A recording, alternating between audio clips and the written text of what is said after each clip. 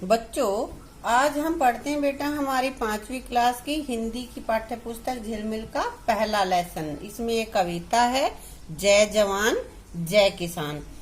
तो बेटा इसमें कविता में कवि किसान और जवान की जय जयकार करने के लिए कहता है। तो कविता को पढ़ने से पहले हम समझ लेते हैं इसका प्रसंग क्या होता है, क्योंकि प्रसंग जानना सरलार्थ के लिए ज्यादा जरूरी है। पहले प्रसंग लिखेंगे तभी हम सरलार्थ लिखेंगे। तो प्रसंग हमारा रहेगा क्या?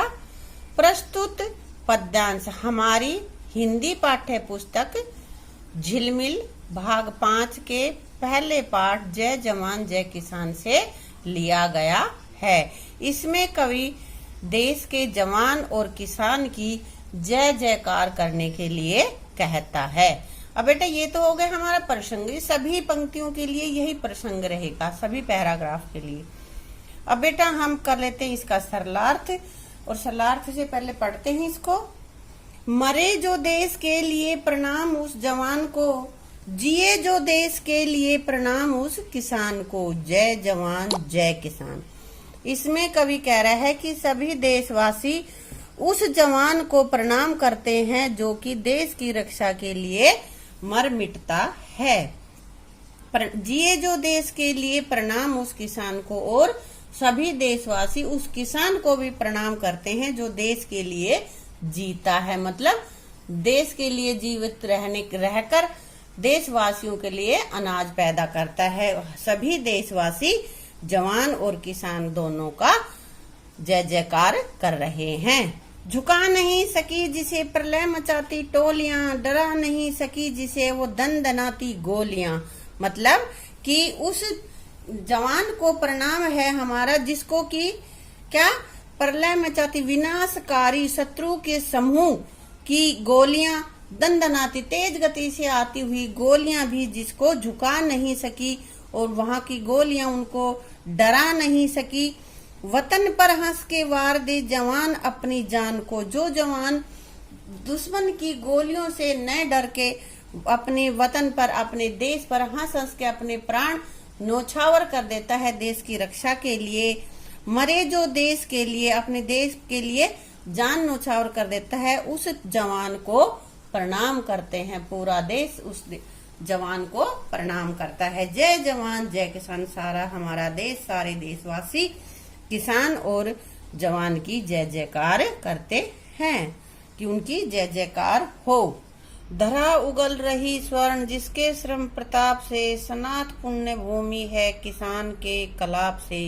इसमें कवि कहता है कि जिस किसान की श्रम मेहनत प्रताप प्रभाव, मेहनत के प्रभाव से धरती सोना उगल रही है, मतलब अनाज रूपी सोना उगल रही है, पैदा कर रही है। उस किसान के सनात पुण्य भूमि है किसान के कलाप से, उस किसान के समूह से, किसान के ग्रुप की वजह से हमारी ये भूमि, जन्म भूमि, पवित्र भूमि स्वामी वाली हो गई है। यानी कि किसान ही अनाज पैदा करता है जिससे कि लोग खाकर जीवित रहते हैं। भुला सकेगा कौन भला मौन रक्तदान को, जिए जो देश के लिए प्रणाम उस किसान को। ये कह रहा है कि किसान के मौन चुपचाप रक्तदान करता। रक्तदान मतलब कि वो खून पसीना बहाता है ना परिश्रम करते समय खेतों में, तो पसीना बहाने को, उसकी मेहनत करने को ही ये रक्तदान बोला है कवि ने।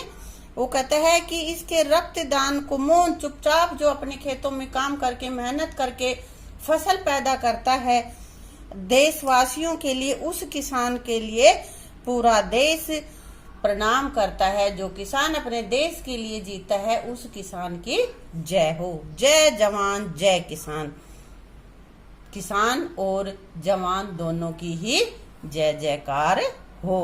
पराक्रमी जवान मातृभूमि की शान बान है, परिश्रमी किसान से यह देश भाग्यवान है। तो ये कह रहा है कि पराक्रमी साहसी वीर जवान हमारे देश की, हमारी मातृभूमि की शान और बान है।